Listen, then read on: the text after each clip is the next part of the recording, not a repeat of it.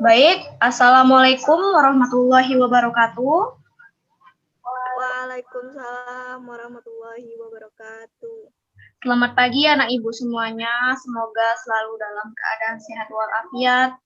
Nah, sebelum memulai pembelajaran ini ada baiknya kita berdoa terlebih dahulu ya. Untuk ketua kelas boleh dipimpin doanya. Berdoa mulai.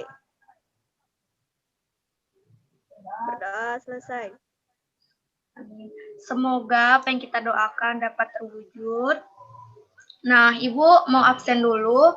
Hari ini siapa ya yang tidak hadir? Sepertinya hadir semua, Bu. Bagus sekali ya, semangat untuk belajar. Oh ya, nanti selesai pembelajaran ini, kalian jangan lupa absen di Edmodo dengan cara screenshot proses pembelajaran 10 menit terakhir via Zoom ini dan upload di Edmodo.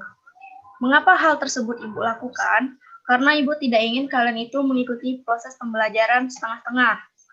Ibu ingin kalian mengikuti pembelajaran itu dari awal Ibu menjelaskan sampai akhir. Jadi ilmunya itu bisa kalian dapatkan. Nah, sekarang kan kita belajar dari rumah tuh. Bagaimana nih perasaannya selama belajar di rumah saja? Bisa disampaikan di sini. Silakan dibuka mikrofonnya. Bosan, Bu. Iya, bosan itu manusiawi ya. Tapi kita ambil dari sisi positifnya saja. Dengan belajar di rumah itu kita menjadi lebih dekat dengan keluarga kita dan lebih menghemat waktu juga karena di rumah saja. Kita juga bisa membantu orang tua. Dan Ibu sarankan selama di rumah saja kalian itu harus tetap produktif dengan belajar dan kembangkan kreativitas kalian di tengah keterbatasan. Dan Ibu juga ingin mengingatkan selalu patuhi protokol kesehatan dengan cara menggunakan masker, jangan lupa mencuci tangan, dan keluar itu seperlunya saja, dan menghindari kerumunan ya. Baik, jika ada keluhan lainnya boleh disampaikan. Nanti kita bisa bahas sama-sama, sharing-sharing, siapa tahu kita bisa ketemu solusinya. Masih ada lagi keluhan lainnya? Baik, sepertinya tidak ada. Minggu lalu, siapa yang ingat kita bahas apa? Tidak ada yang ingat sepertinya. Ya, minggu lalu itu kita membahas tentang sistem reproduksi pada manusia. Nah, Ibu ingin menanyakan nih, sistem reproduksi manusia itu termasuk seksual atau aseksual? Ada yang bisa menjawab? Seksual, Bu. Iya, bagus sekali. Jawabannya benar. Mungkin akan Ibu tambahkan sedikit. Jadi sistem reproduksi manusia itu termasuk ke dalam kategori reproduksi seksual.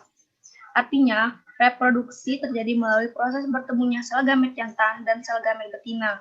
Nah, nanti itu akan terjadi pembuahan. Nama lain pembuahan itu apa? Ada yang tahu? Ya, jadi nama lain dari pembuahan itu fertilisasi. Jadi hasil dari fertilisasi itu terbentuklah zigot. Ya, terbentuk zigot. Nah, kemarin kita juga sudah membahas tentang organ-organ reproduksi pada manusia, baik jantan maupun betina. Nanti kalian bisa baca-baca lagi supaya lebih paham dan lebih ingat. Nanti kalau ujian itu juga yang keluar. Jangan lupa dibaca ya. Baik, untuk pertemuan kali ini, kita akan membahas tentang reproduksi pada hewan. Nah, reproduksi pada hewan ini maksudnya cara perkembangbiakan pada hewan. Ibu tadi kan sudah share PPT-nya di grup WA. Udah pada baca belum nih PPT-nya? Belum dibaca ya? Nah, sebaiknya kalau materi itu diberikan sebelum proses pembelajaran, dibaca terlebih dahulu. Agar apa? Agar kita lebih memahami dan lebih nyambung saat guru menjelaskan. Jadi materi yang disampaikan itu lebih lengket di ingatan kita. Jadi untuk kedepannya, jika ada materi yang diberikan oleh guru, mohon dibaca dulu ya. Baiklah, diharapkan dari mempelajari perkembangbiakan pada hewan ini, Ibu harapkan kalian nanti bisa membedakan perkembangbiakan secara aseksual dan seksual pada hewan, serta dapat menggolongkan hewan berdasarkan cara perkembangbiakannya. Jadi, ikutilah pelajaran ini dengan sungguh-sungguh agar tujuan tersebut dapat tercapai dan ilmunya pun bisa berguna untuk kalian ke depannya. Bisa dipahami ya? Bisa, Bu. Baik, kita mulai saja. Ibu akan bahas PPT-nya.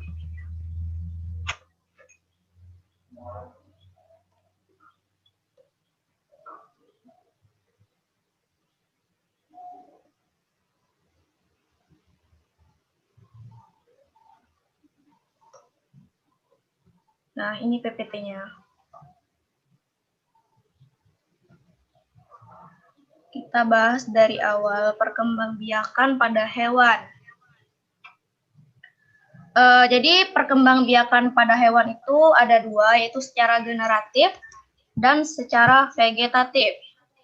Perkembangbiakan secara kawin atau generatif itu terjadinya pembuahan, yaitu peleburan sel kelamin jantan dan sel kelamin betina. Jadi pada hewan itu terdapat 3 macam cara perkembangbiakan, yaitu ovipar, vivipar, dan ovovivipar. Nah, secara vegetatif itu perkembangbiakan secara tidak kawin, individu yang dihasilkan sama seperti induknya. Nah, di sini ada 3 cara juga, yaitu bertunas, membelah diri, dan fragmentasi. Jadi di sini ada yang tahu apa itu ovipar? Buka mikrofonnya. Telur, Bu. Ya, benar sekali ya. Ovipar itu bertelur. Adalah hewan yang bertelur cara perkembangbiakannya. Nah, ovipar itu sel telur yang dihasilkan oleh hewan betina akan dibuahi oleh sperma yang dihasilkan oleh hewan jantan. Macam-macam pembuahan itu ada 2, fertilisasi internal dan eksternal. Pada fertilisasi eksternal itu perkembangan embrio di luar tubuh induknya, contohnya ikan dan amfibi. Tahu amfibi itu apa? Hidup di 2 alam, Bu. Ya, bagus ya. Benar.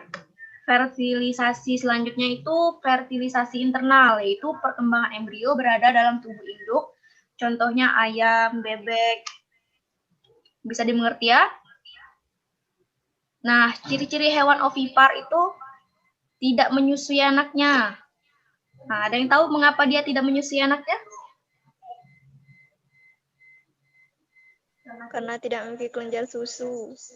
Bagus sekali. Benar ya jawabannya. Karena dia tidak memiliki kelenjar susu.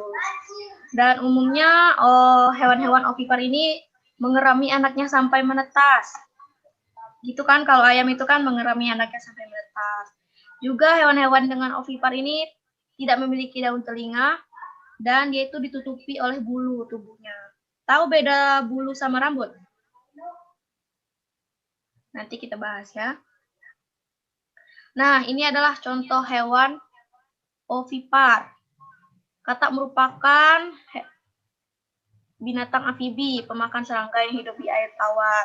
Katak jantan itu umumnya memiliki tubuh yang lebih kecil dibandingkan dengan katak betina. Telur yang dihasilkannya itu mencapai 20.000. Telur katak menetas, kemudian menjadi berudu. Nah, ini ayam ini juga digolongkan ke dalam ovipar karena dia bertelur dan mengerami telurnya. Telurnya ini akan menjadi anak itu selama kurang lebih 20 hari. Nah, ini adalah contoh-contoh lain dari hewan-hewan yang berkembang biak secara ovipar. Ada angsa, ikan, merpati, kupu-kupu, penyu, dan katak tadi. Nah, selanjutnya itu vivipar atau hewan yang melahirkan. Hewan betina itu menghasilkan sel telur, hewan jantan menghasilkan sel sperma. Sel telur dibuahi oleh sperma akan terbentuklah zigot. Ini tadi yang disebut dengan fertilisasi ya. Nah, embrio itu berkembang dalam rahim. Zigot itu memperoleh makanan langsung dari ibunya atau induknya melalui plasenta.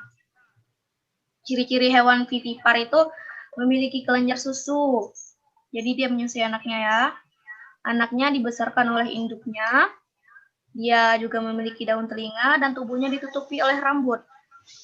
Jadi perbedaan rambut dengan bulu itu, rambut itu untuk hewan mamalia, dan kalau misalnya bulu itu hewan-hewan yang selain mamalia.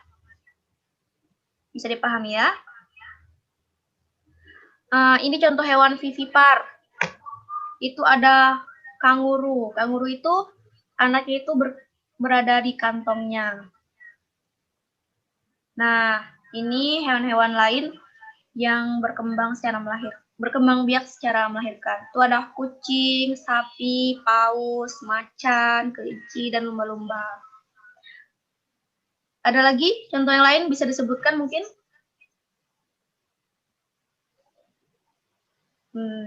Kuda, Bu. Iya, benar ya. Nah, selanjutnya perkembangbiakan secara ovovivipar. Telur yang difertilisasi itu masih berada pada tubuh induknya, berkembang di dalam tubuh induk betina, tetapi tidak ada hubungan antara induk dan embrio. Makanan zigot itu berupa cadangan makanan yang ada di dalam telur. Telur itu menetas dalam tubuh induk betina dan kemudian dilahirkan. Jadi dia itu bertelur melahirkan ovovivipar. Ciri-cirinya itu embrio yang mampu berkembang menjadi cangkang telur dalam tubuh induk. Pembentukan anak dilakukan dengan cara generatif, tidak menyusui, anak tidak diasuh oleh induknya, tidak memiliki rahim, pembuahan terjadi di tubuh induk betina, dan umumnya hewan ini termasuk hewan yang berdarah dingin. Nah, salah satu contohnya itu ikan pari. Ikan pari itu membutuhkan waktu yang sangat singkat, pembuahannya itu 90 detik saja. Namun masa kehamilannya itu membutuhkan waktu 9-12 bulan. Di mana sekali melahirkan itu dia menghasilkan 5-9 individu atau anak. Nah, ini contoh lainnya dari hewan yang ovovivipar. Ini ada yang tahu nih hewan yang pertama ini apa? Ini yang Ibu ada kursor tuh. Ada yang tahu itu apa? Ya, jadi ini adalah hewan platypus. Di platypus, ikan pari, hiu, kuda laut, bunglon, dan kadal. Nah, selanjutnya itu ada perkembangbiakan secara vegetatif. Vegetatif itu ada tunas. Nah, ini ada contohnya hidra. Hidra itu, dia itu, nah di bagian sini nanti, jika dia merasa sudah dewasa, dia akan lepas. Dan hewan yang lepas ini akan menjadi individu baru. Nah, jadi itu ya kalau tunas.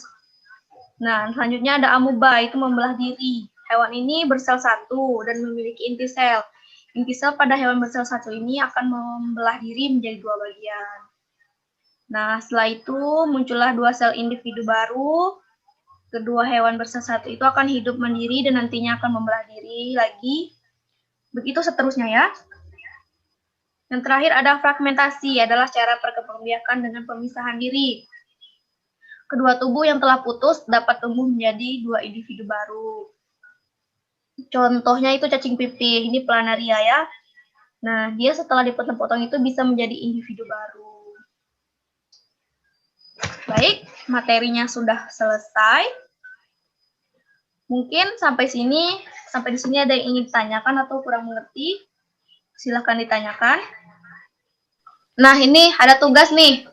Kalian buat resume tentang perkembangbiakan pada hewan dilengkapi dengan fotonya. Nanti fotonya itu bisa kalian edit ataupun kalian print.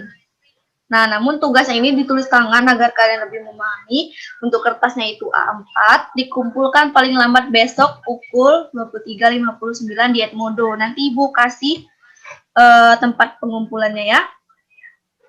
Nah, jadi itulah materi kita hari ini. Semoga apa yang kita pelajari hari ini dapat bermanfaat untuk kita ke depannya. Selalu jaga kesehatan. Ya, terima kasih atas perhatiannya. Jangan lupa nanti materinya dibaca-baca lagi. Sekian, Ibu akhiri. Wassalamualaikum warahmatullahi wabarakatuh. Waalaikumsalam warahmatullahi wabarakatuh.